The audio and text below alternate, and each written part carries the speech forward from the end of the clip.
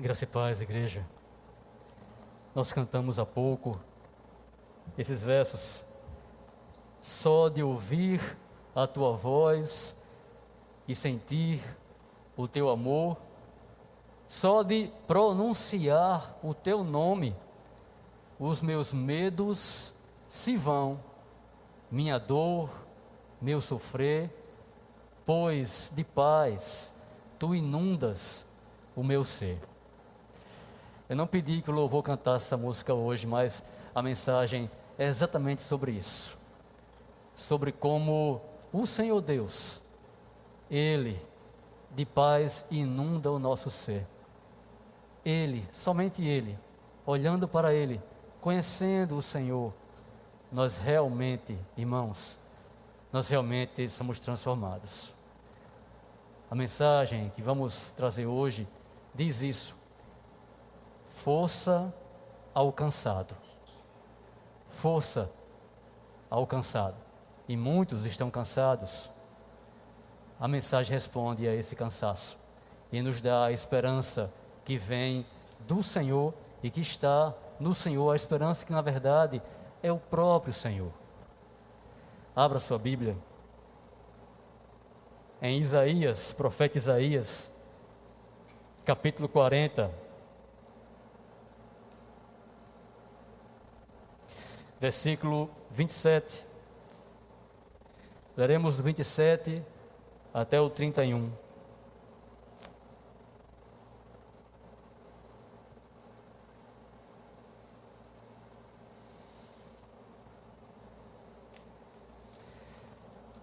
Amém? Diz bem assim a palavra do Senhor. Por que, pois, dizes, ó Jacó, e falas, ó Israel, o meu caminho está encoberto ao Senhor, e o meu direito passa despercebido ao meu Deus. Não sabes, não ouviste que o eterno Deus, o Senhor, o Criador dos fins da terra, nem se cansa, nem se fadiga? Não se pode esquadrinhar o seu entendimento. Faz forte ao cansado e multiplica as forças ao que não tem nenhum vigor. Os jovens se cansam e se fatigam, e os moços, de exaustos, caem. Mas os que esperam no Senhor renovam as suas forças, sobem com asas como águias, correm e não se cansam, caminham e não se fatigam. Senhor, nós estamos aqui diante de Ti, da Tua palavra, Senhor, e nós Te clamamos, tem misericórdia de nós, que somos pecadores, tem misericórdia de mim, Senhor, que vou trazer a mensagem, que eu seja fiel à Tua palavra, e que o Teu povo possa compreender a Tua palavra, Te compreender, saber quem o Senhor é, para que eles vivam, meu Deus, uma vida abundante aqui nessa terra, que cada um de nós possamos realmente Te conhecer, Senhor, para que todo medo vá embora, toda angústia vá embora, que possamos estar cheios de paz, meu Deus, em nome de Jesus. Nos ajude, como o Senhor ajudou o povo de Israel nesse tempo, nos ajude agora, perdoa nossos pecados, tem misericórdia de mim, é que eu Te peço, Senhor, e eu Te agradeço. Glorifica o Teu nome, Senhor, em nome de Jesus. Amém. Meus irmãos, Isaías foi um profeta que pregou em tempos conturbados, em tempos em que o povo de Israel estava entregue a muitos pecados, sensualidade, povo que oprimia o pobre, povo entregue a crueldades, que fazia alianças com outros povos. E Isaías, até o anterior a esse capítulo, ele vem falando sobre os pecados e os castigos que Israel receberia. Ele vem falando sobre aquilo que eles iriam receber do Senhor por causa da sua maldade. Mas do 40 em diante, ele muda o discurso e ele vem falando, ele começa a falar do consolo de Deus para eles e de que eles realmente seriam fortalecidos em Deus, no Senhor. Eram tempos difíceis, irmãos, mas Isaías aqui está falando para um tempo que vinha à frente, o tempo do exílio babilônico, onde tudo iria piorar. Havia uma luta contra os assírios, mas depois dessa luta, haveria outra luta contra a Babilônia, que iria levar esse povo cativo para lá. E essa mensagem, ela diz respeito a esse tempo do cativeiro, tempo que Isaías não iria viver, mas que Jeremias viveu, que Ezequiel viveu. Ele está falando para um tempo futuro. Ele traz consolo de Deus para eles. Ele fala para os cativos na Babilônia, mas também fala para toda a humanidade cativa, todos nós que são cativos, todos aqueles que estavam presos pelo pecado e pelo diabo. Porque ele fala aqui tanto da libertação que haveria na Babilônia, como também nos tempos de Jesus. E Deus entrega essa mensagem para ele, nos ensinando onde eu vou conseguir, meu Deus, onde eu vou conseguir forças, como eu consigo forças. E ele responde: espere em Deus. Ele não diz espere por Deus. Muitos esperam por Deus, mas não esperam em Deus. Não estão esperando em comunhão, junto com o Senhor, em fé, caminhando com o Senhor, do lado dele. Esperam, mas esperam duvidando, esperam questionando. Mas ele fala: espere em Deus, espere andando com Deus, em comunhão com Deus. Aí virá a sua força. E ele vai relatar em todo esse capítulo como vem essa força, porque eu e você podemos adquirir essa força do Senhor. No início, o Senhor diz a ele: consolai o meu povo, console o meu povo, diga a ele palavras de ternura, palavras ao coração deles, porque os pecados deles foram perdoados. É aí que você vai encontrar a força do Senhor. É assim, é só assim que você vai conseguir esperar em Deus, sabendo que em Deus, em Jesus, os seus pecados são perdoados. Alguém que vive achando que está debaixo da ira de Deus, do castigo de Deus, esse jamais terá força. Mas se eu entendo que por causa de Cristo, essa ira de Deus saiu de mim, a inimizade acabou e começou a amizade com Deus, aí eu vou encontrar forças.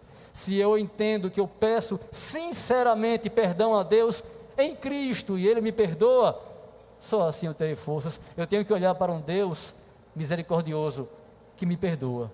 Aí está o meu consolo. E ele começa falando assim: console o meu povo, diga a eles que os seus pecados estão perdoados, a sua milícia, a sua luta acabou, a sua tristeza acabou. Ele está falando, irmãos, para aquele povo lá de 100 anos à frente, aproximadamente, que estaria no cativeiro babilônico. Diga a eles que essa luta, esse sofrimento causado pelo seu pecado, ele acabou. Sabe por quê? Porque Deus perdoou. Deus perdoou vocês. Por isso a luta acabou. Ele fala para eles, mas fala também para toda a igreja, todos aqueles que acreditam no perdão de Deus por Jesus. Primeira maneira de você entender, de você se fortalecer esperando em Deus, é essa: creia no perdão que você tem em Jesus, porque senão você não terá forças. E depois disso, ele fala que uma voz que clama no deserto iria pregar para corrigir os caminhos do deserto. Esse deserto aqui, alguns dizem, é o coração do homem, cheio de buracos, de covas, de pedregulhos, cheio de caminhos tortos.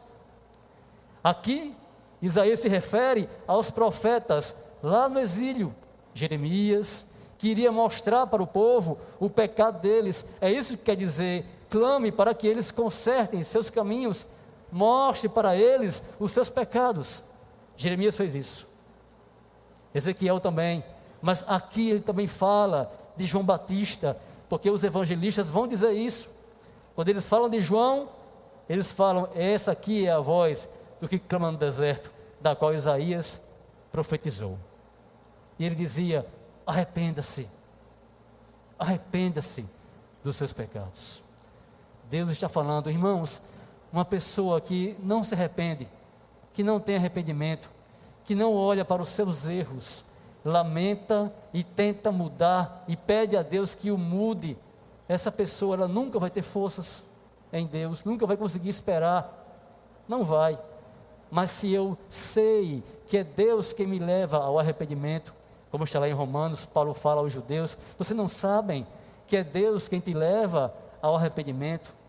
Se eu sei disso, se eu sei que o meu coração é tão duro que eu não consigo me arrepender sozinho, mas eu sei que eu tenho um Deus que me leva ao arrependimento.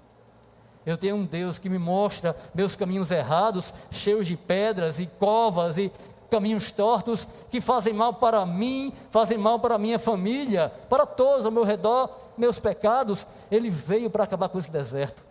Deus manda Jeremias, manda Ezequiel, manda João Batista para preparar o caminho para o seu povo andar, um caminho de justiça, um caminho de bondade, um caminho de santidade. Espere por isso. Se você esperar em Deus nisso, você vai ser fortalecido por Ele. Ele vai te dar forças. Se você esperar por você, hoje eu vou mudar, hoje não serei o mesmo. Você vai começar, você vai falhar, e você vai se entristecer mais uma vez, e ficar fraco de novo, porque estava andando na força da sua carne, da sua moral, e não na força que vem de Deus. Então espere pelo arrependimento do Senhor, espere pelo caminho correto que Ele vai nos colocar, peça a Ele isso também vem dEle. E assim Ele estará consolando você, Ele estará fortalecendo você. Aquele pecado que me atormenta, Deus pode tirar de mim, meus irmãos. Deus pode nos levar a uma vida diferente, a práticas diferentes. O Senhor pode fazer isso. E Isaías continua a falar com aquele povo, o povo de 100 anos à frente. E ele diz: olhe, clame, clame, diga a eles que o povo é erva, é como a erva, que a sua beleza, a sua glória é como uma flor que murcha e morre. Nós somos isso, irmãos. Somos erva. Estamos aqui agora, podemos não estar amanhã. Eu ouvi essa semana alguém falando isso, com respeito a esse vírus, com respeito à Covid, dizendo: meu Deus, nossa vida é um sopro.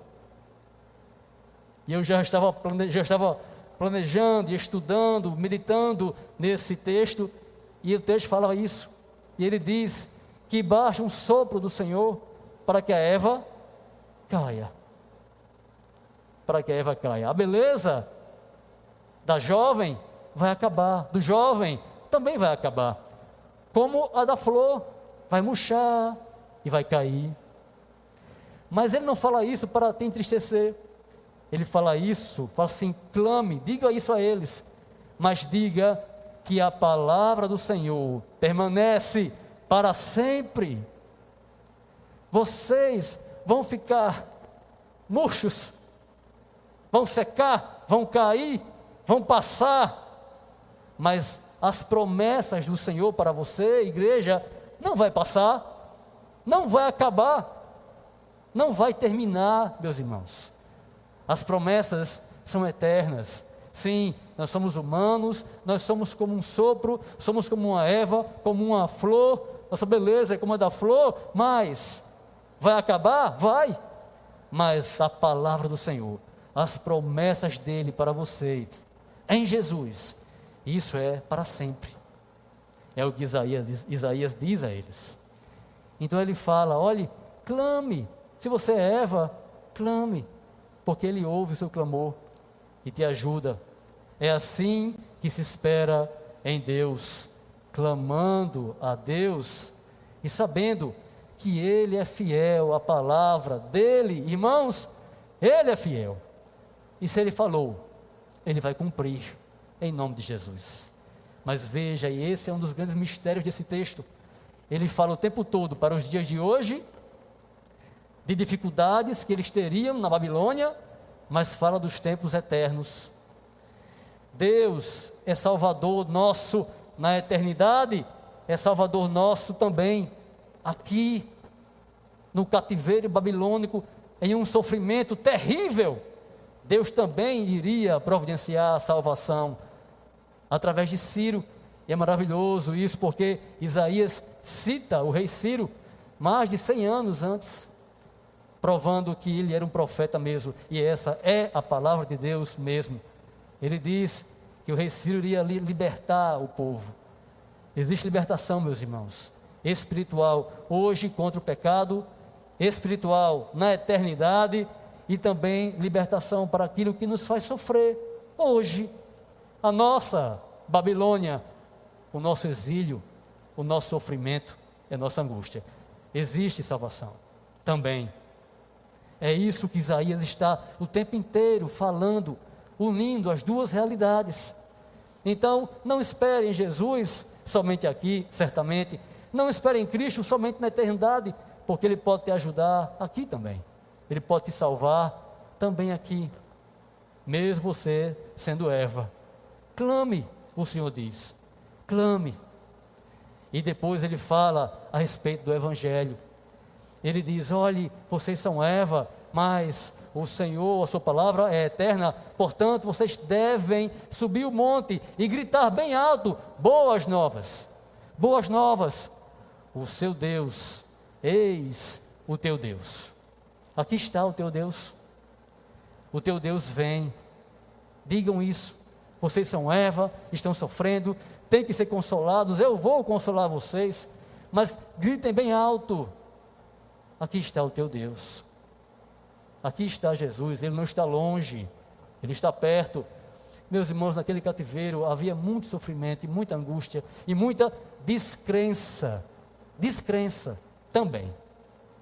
Mas Ele diz, diga ao povo, aqui está o Senhor, mas grite bem alto. E todos nós, aqui era Isaías, no cativeiro era Jeremias que deveria fazer isso, aqui somos todos nós, não só o pastor, cada um de vocês que são igreja, grite bem alto, eis aqui o Senhor.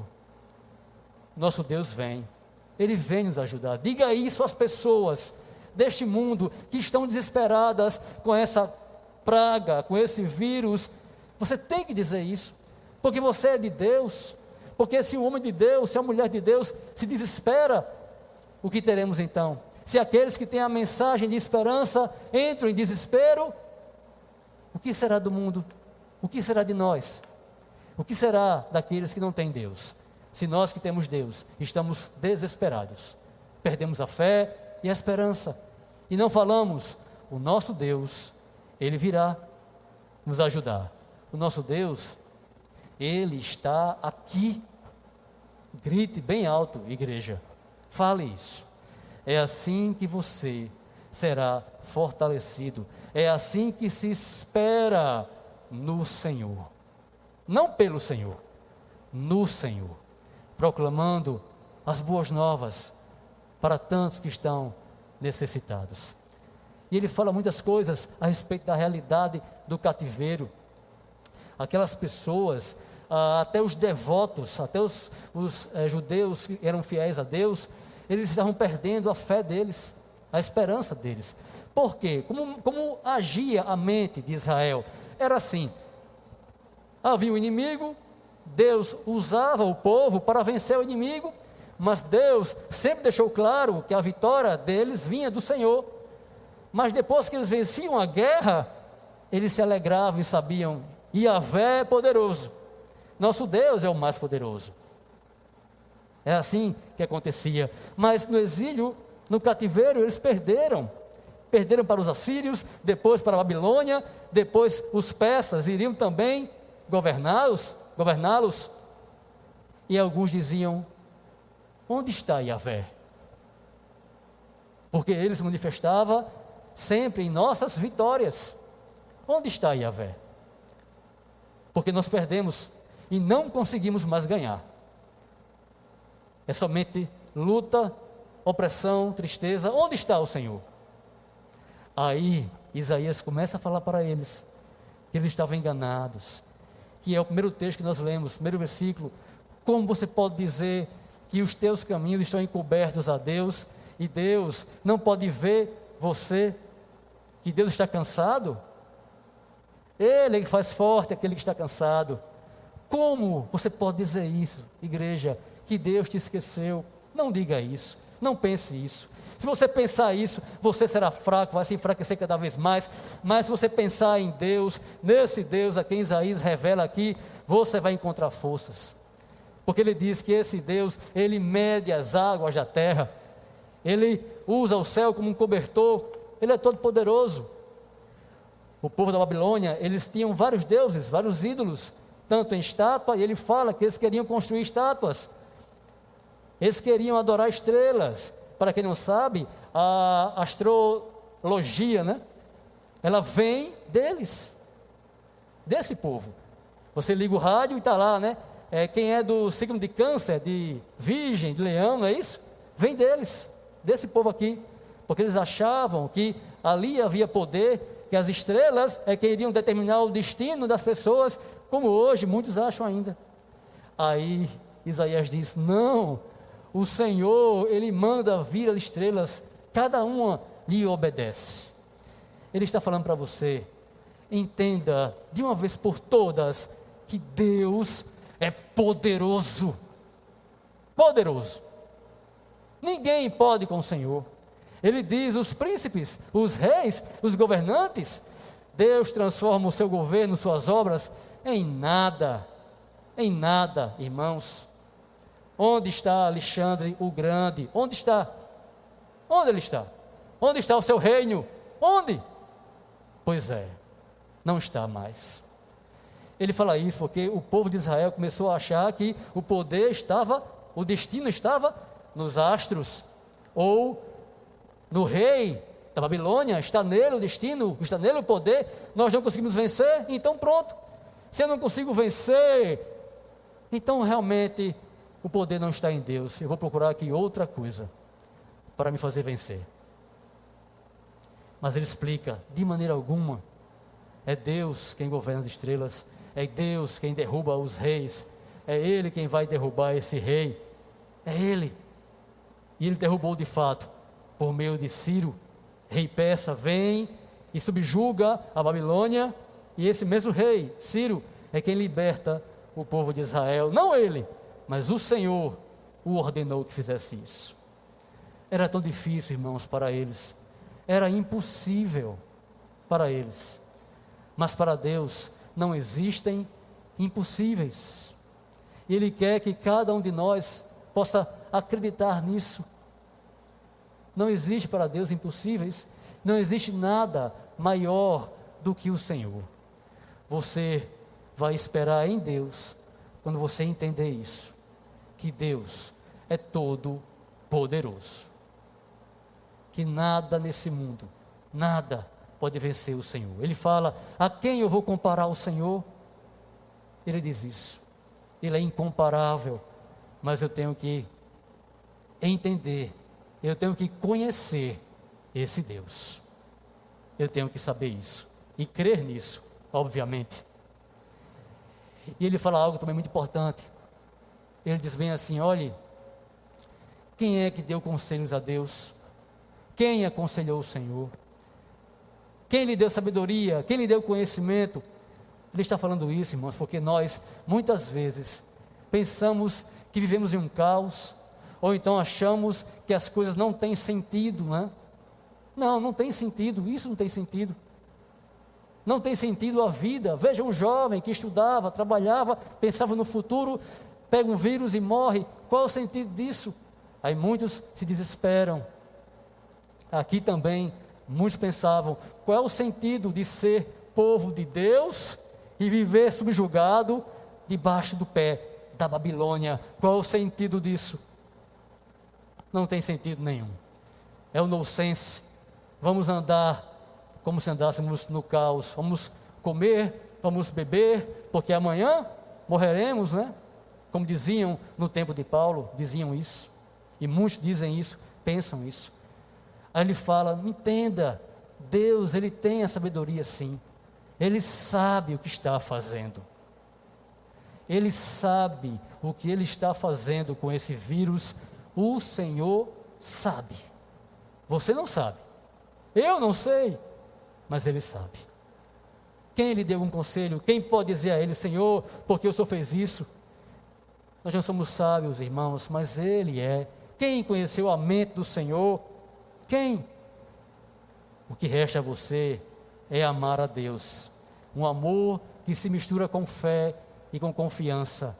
Quando você tem esse amor, meus irmãos, os meus medos se vão, minha dor, meu sofrer, vai embora, porque eu sei, eu tenho visto várias pessoas partindo, chega todo dia notícia ruim de alguém que partiu, mas eu sei que o Senhor está fazendo a coisa certa. Nós temos que saber isso. Ele sabe o que Ele faz. Então Isaías diz, não fique dizendo, quem pode dar a Deus conhecimento? Ele sabe, meus queridos. E pare de dizer, o Senhor não está me vendo, o Senhor me esqueceu. Não é assim que pensamos às vezes? Eu acho que eu sou tão pecador, me refiro a um cristão, viu? Que fala isso às vezes, pensa isso às vezes, sou tão pecador que o Senhor me esqueceu. E no lugar de ele buscar a Cristo, pedir perdão, se arrepender diante de Deus, buscar que Deus o ajude, se desviar do mal, temer a Deus, no lugar de fazer isso, ele abaixa a cabeça e só faz repetir, meus caminhos estão encobertos ao Senhor, Ele se afastou de mim e não está me vendo. Meus queridos, um cristão não pode viver assim. Pode ser que você tenha perdido a comunhão com Deus por causa do seu coração duro, do seu pecado, mas busque a reconciliação que existe em Jesus Cristo, porque nele existe misericórdia. Consolai o meu povo, diga a eles, fale ao coração deles que a sua luta terminou, a sua tristeza terminou, porque eu perdoei os seus pecados. Você quer isso? Você crê nisso? Faça isso.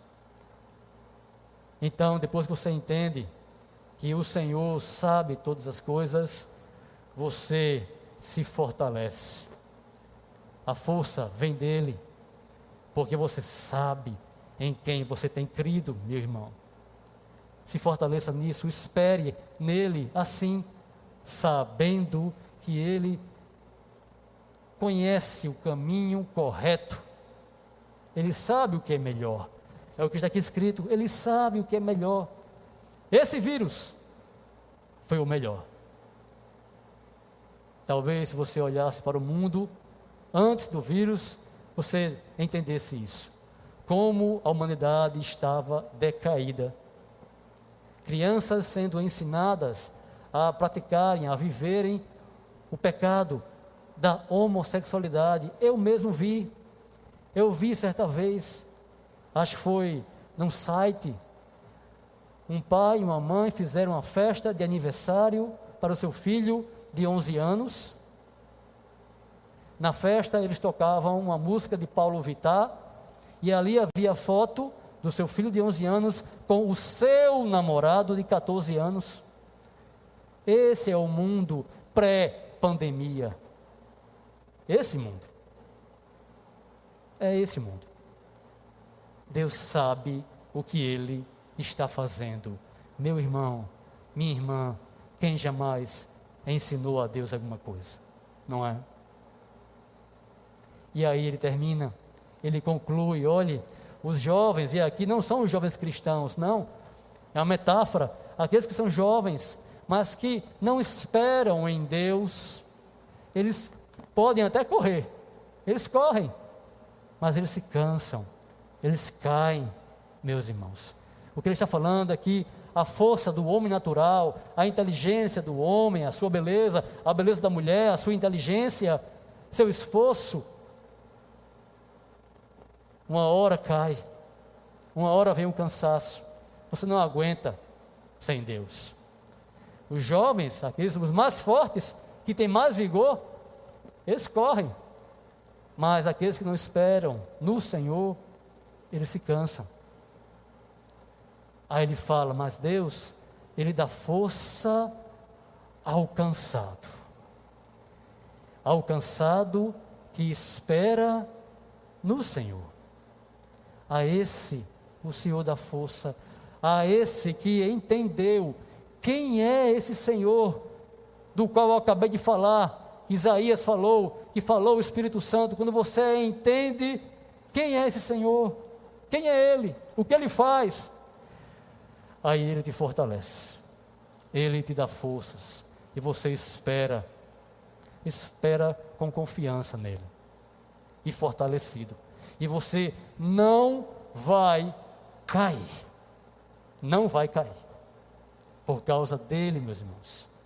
Alguns confiam em carros de batalha, outros confiam em cavalos, mas eu vou me gloriar em Deus, é o que fala o salmista. Eu vou confiar em Deus, eu entendo que a minha vitória virá dele, não virá de mim, nem mesmo da minha reta vida religiosa, virá dele. Talvez você esteja cansado de orar, cansado de vir ao templo, cansado de ler a Bíblia, mas sabe, o primeiro passo para ter força é a fé. E quando eu falo fé, não é apenas confiar em Deus, mas é saber, conhecer a Deus. Daí virá a nossa força. E nós não vamos cair, irmãos.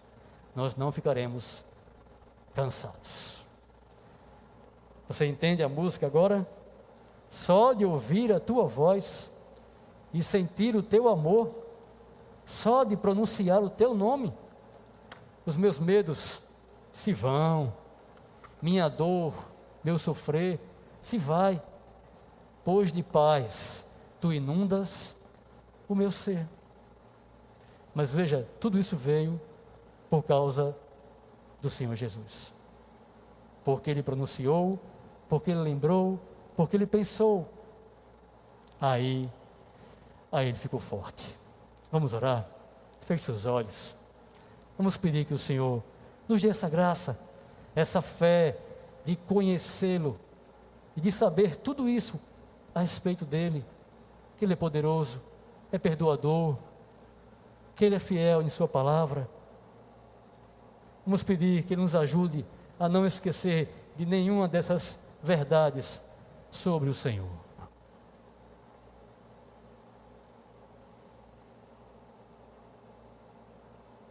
Senhor Deus e Pai, nós queremos te agradecer, Senhor, porque o Senhor, pela Sua graça, permitiu que chegasse até nós Isaías, o texto de Isaías 40, Senhor, chegou até nós e nos mostra quem Tu és, como devemos esperar em Ti, para aí sermos fortalecidos somente em Ti, Senhor, por Tua causa, pela Tua pessoa. Nós te agradecemos e nós te pedimos que o Senhor nos ajude, Senhor, que não venhamos a esquecer essas verdades, mas que amanhã, no dia mau, possamos lembrar de tudo isso, lembrar de quem Tu és, e aí, meu Deus, sermos fortalecidos por Ti, Senhor. Em nome de Jesus, tem misericórdia de nós, fortalece nosso espírito, fortalece, Senhor, a nossa fé, em nome de Jesus. É que eu te peço e eu te agradeço. Amém.